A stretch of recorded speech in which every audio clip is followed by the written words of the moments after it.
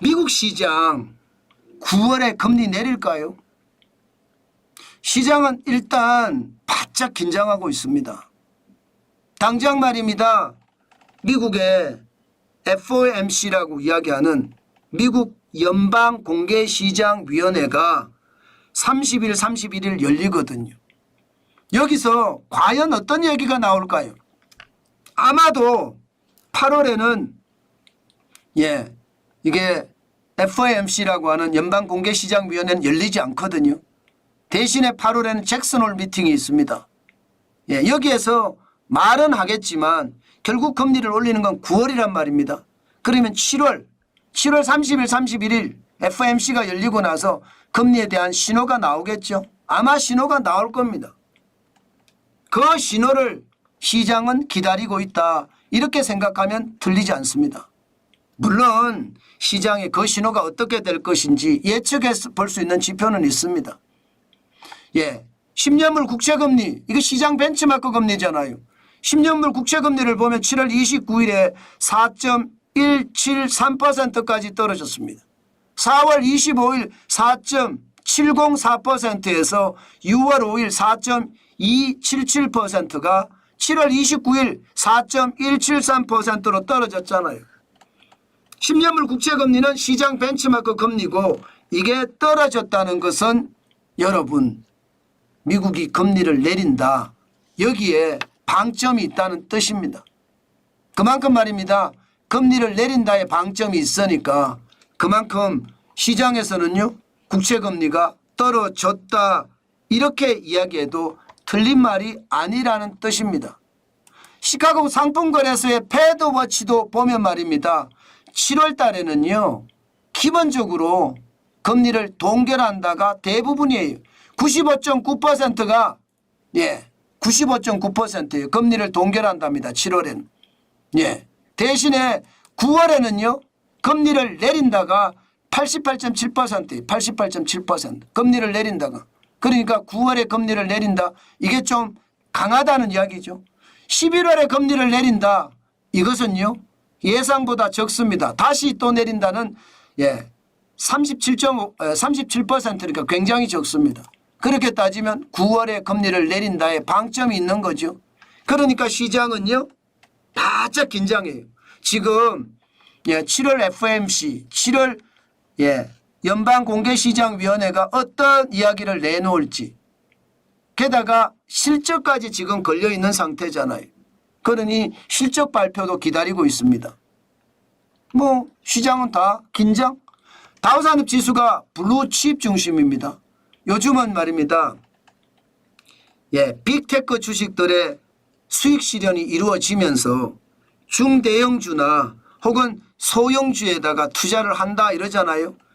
다우산업지수는 블루칩 중심이기 때문에 이게 올라가는 게 정상이에요. 빅테크에 팔아서 차익 실현을 내서 지금 중소형주나 중대형주로 투자한다고 하니까 대순환 내지는 대전환이 이루어진다고 하니까 올라가는 게 정상인데 이게 정중동입니다.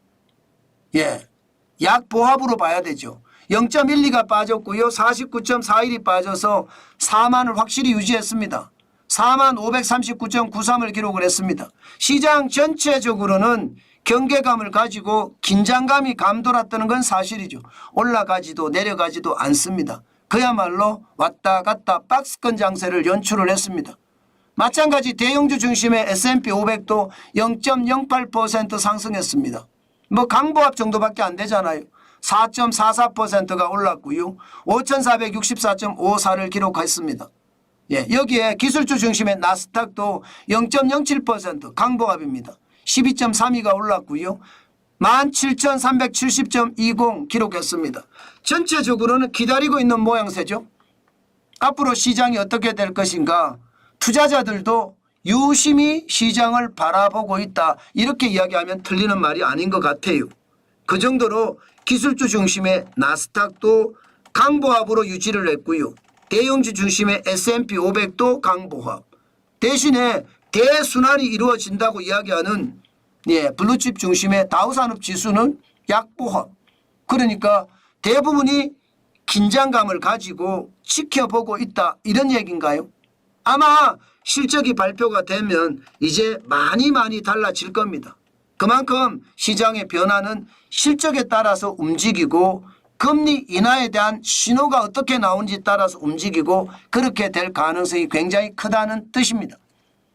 그러면 우리 시장은 어떻게 될까요? 우리 시장은 일단 엔비디아는 떨어졌습니다. 엔비디아는 111.59달러까지 떨어졌어요. 반도체 대장주가 떨어진 것 아니에요. 반도체 대장주가 떨어졌다는 것은 시장에 당연히 뭔가 떨어질 수 있는 요소가 있다 이렇게 얘기해도 틀린 말이 아닙니다. 게다가 필라델피아 반도체 지수도 많이는 안 떨어졌습니다. 0.3% 떨어졌어요. 5,087.62를 기록을 하고 있거든요. 아마 5,000이 깨질지도 모른다. 그런 두려움이 있습니다. 그러니까 이번에 실적이 어떻게 나타나느냐에 따라서 굉장히 달라질 겁니다. 아마 우리 실적은 삼성전자나 SK하이닉스는 좋을 거예요. 그렇기 때문에 뭐 폭락을 한다 이 정도까지는 안 갈 겁니다. 그러나 움직임은 있을 거예요. 또한 말입니다. 애플 IT 쪽을 볼 수 있는 지표잖아요. 218.24 약간 올랐습니다.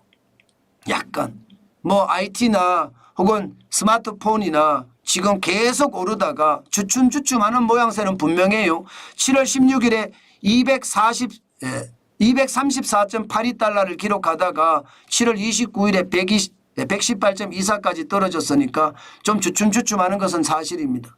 좀 더 시장을 보자 이런 추세고요. 오늘 테슬라는 많이 올랐어요. 5% 가까이 올랐습니다. 5%. 테슬라가 지난 7월 10일에 263.36까지 올라가면서 쭉쭉 올라가는 모양새를 취했으나 지금 한꺼번에 와르르 무너지더니 실적이 나빠졌어요. 그러더니 최근에 다시 약간 상승세를 타는 분위기입니다. 232.10 이렇게 되면 2차 전지주나 우리 자동차주들도 어떻게 움직일 것인가. 지금 전체적으로는요 여러분 시장 전체가 저는 그렇게 생각을 합니다. 시장 전체의 어떤 모양새가 그런 것 같아요. 예, 지금 실적에 따라서 움직인다 이런 모습이 보이거든요.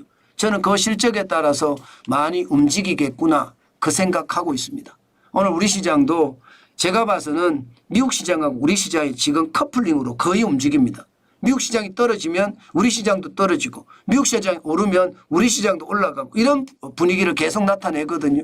그러면 우리 시장도 지금 정중동 박스권 장세를 유지하지 않겠느냐 저는 오늘 그렇게 생각을 해봅니다.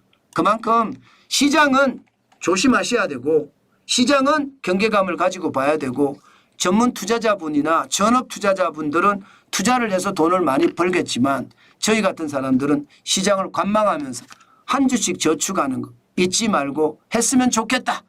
그 말씀 끝으로 드리겠습니다.